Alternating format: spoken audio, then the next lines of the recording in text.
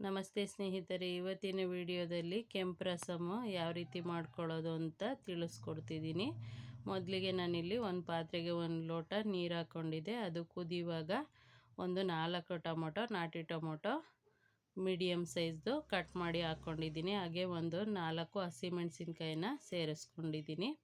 ಆನಂತರ ಇದಕ್ಕೆ ಒಂದು ಬೆಳ್ಳುಳ್ಳಿ ಜಜ್ಜಿ ಸಿಪ್ಪೆ ತೆಗೆದಿರೋದನ್ನು ಸೇರಿಸ್ಕೊಂಡಿದ್ದೀನಿ. ಹಾಗೆಯೇ ಒಂದು ಅರ್ಧ ಸ್ಪೂನಷ್ಟು ಮೆಂತ್ಯ ಕಾಳನ್ನ ಸೇರಿಸ್ಕೊಳ್ತೀನಿ. ಇದು ಹಾಕೋದ್ರಿಂದ ರುಚಿ ಹೆಚ್ಚಾಗುತ್ತೆ.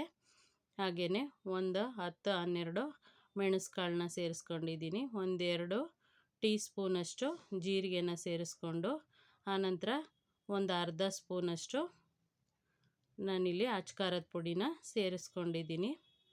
ಇದನ್ನು ಚೆನ್ನಾಗಿ ಬೇಯಿಸ್ಕೊಳ್ತೀನಿ. ಟೊಮೊಟೊ ಸಿಪ್ಪೆ ಬಿಡೋವರೆಗೂ ಬೇಯಿಸ್ಕೋಬೇಕು. ಈ ರೀತಿ ನೋಡ್ಕೊಳ್ತಾ ಟೊಮೊಟೊ ಸಿಪ್ಪೆ ಬಿಟ್ಟಾಗ ಇದನ್ನು ನಾನಿಲ್ಲಿ ಈ ರೀತಿ ಸೋಸ್ಕೊಳ್ತೀನಿ. ಅಂದರೆ ಟೊಮೊಟೊ ಹಸಿಮೆಣಸಿನ್ಕಾಯಿ ನಾವೇನು ಹಾಕಿದ್ವಿ ಅದನ್ನು ರುಬ್ಕೋಬೇಕು. ನಾನಿಲ್ಲಿ ತಣ್ಣಗಾದ ನಂತರ ರುಬ್ಬಿನೂ ಸೇರಿಸ್ಕೊಂಡಿದ್ದೀನಿ. ಸೇರಿಸ್ಕೊಂಡು ಇದಕ್ಕೆ ರುಚಿಗೆ ತಕ್ಕಷ್ಟು ಉಪ್ಪನ್ನ ಸೇರಿಸ್ಕೊಳ್ತೀನಿ. ನಮಗೆ ಎಷ್ಟು ಅಳತೆ ಬೇಕೋ ಅಷ್ಟು ರಸಮ್ಗೆ ನಾನು ಜಾರನ್ನ ತೊಳೆದು ಹಾಗೆಯೇ ಸ್ವಲ್ಪ ನೀರನ್ನ ಸೇರಿಸ್ಕೊಂಡಿದ್ದೀನಿ. ಇವಾಗ ರುಚಿಗೆ ತಕ್ಕಷ್ಟು ಉಪ್ಪನ್ನು ಸೇರಿಸ್ಕೊಂಡು ಕುದಿಯೋಕ್ಕೆ ಬಿಡ್ತೀನಿ. ಆನಂತರ ಇನ್ನೊಂದು ನಾನು ಟೊಮೊಟೊ ಬೇಯಿಸ್ಕೊಂಡಿದ್ನಲ್ವ, ಅದೇ ಪಾತ್ರೆಗೆ ಜೀರಿಗೆ ಮತ್ತು ಸಾಸಿವೆನ ಹಾಕ್ಕೊಂಡಿದ್ದೀನಿ.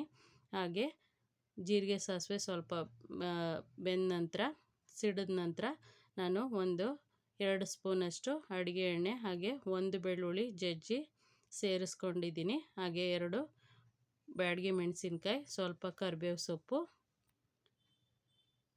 ಇದು ಸ್ವಲ್ಪ ಫ್ರೈ ಆದ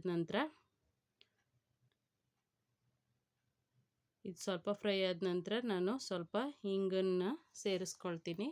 ಸೇರಿಸ್ಕೊಂಡು ಇದಕ್ಕೇನೆ ನಾನು ಬೇಯಿಸ್ಕೊಂಡಿದ್ದಂತಹ ರಸನ ಇದಕ್ಕೆ ಸೇರಿಸ್ಕೊಂಡು ಕುದಿಸ್ಕೊಂಡ್ರೆ ರಸಮ್ ರೆಡಿಯಾಗುತ್ತೆ. ಇದನ್ನು ಒಂದು ಸಾರಿ ಟ್ರೈ ಮಾಡಿ. ಒಂದು 10-15 ನಿಮಿಷದೊಳಗಡೆ ರಸಮ್ ರೆಡಿಯಾಗುತ್ತೆ. ಕೊನೆಯಲ್ಲಿ ಕೊತ್ತಂಬರಿ ಸೊಪ್ಪನ್ನ ಸೇರಿಸ್ಕೊಂಡಿದ್ದೀನಿ. ಇದನ್ನು ಒಂದು ಸಾರಿ ಟ್ರೈ ಮಾಡಿ ನೋಡಿ, ಹೇಗೆ ಬಂತು ಅಂತ ತಿಳಿಸಿ. ಸುಲಭವಾಗಿ ಬೇಗನೆ ಆಗುವಂತಹ ರಸಮ್ ಇದು. ತುಂಬ ರುಚಿಯಾಗೂ ಇರುತ್ತೆ. ಒಂದು ಸಾರಿ ಟ್ರೈ ಮಾಡಿ ನೋಡಿ, ಹೇಗೆ ಬಂತು ಅಂತ ತಿಳಿಸಿ. ಧನ್ಯವಾದಗಳು ಸ್ನೇಹಿತರೆ.